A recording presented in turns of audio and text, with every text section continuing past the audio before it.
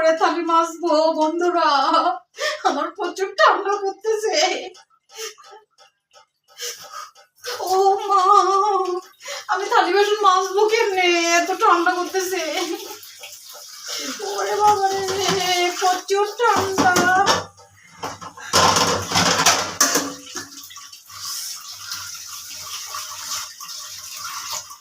এত ঠান্ডা, আমি ঠান্ডায় কিভাবে থালি বাসন মাজবো।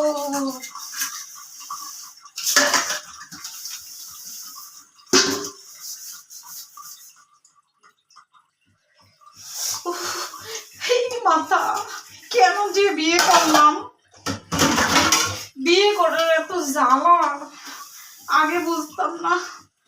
এই বিয়ে করার শখ আমার মরে গেল। এত ঠান্ডা আর আমার ভালো লাগে না, ঠান্ডা।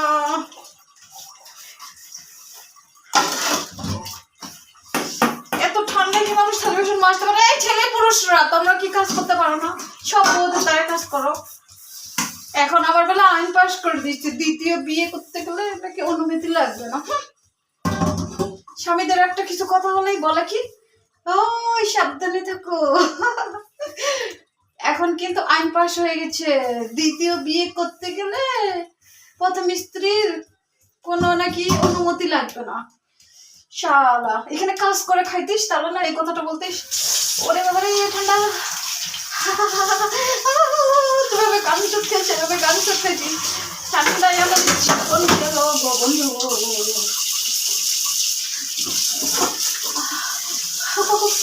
এত কমই ঠান্ডা কেন, এত কেন ঠান্ডা রে ভাই, এত কেন ঠান্ডা?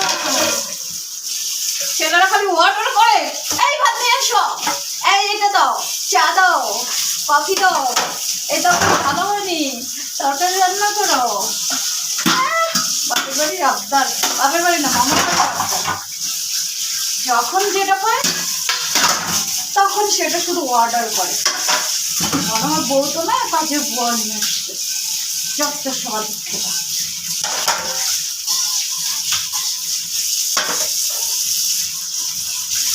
যে থালি বাসন মাজে সে না বুঝে কত জ্বালা।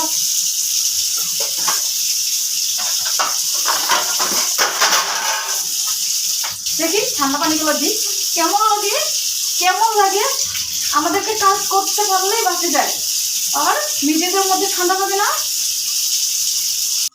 রান্না করো, এইটা করো, ওইটা করো, জীবনটা সংসার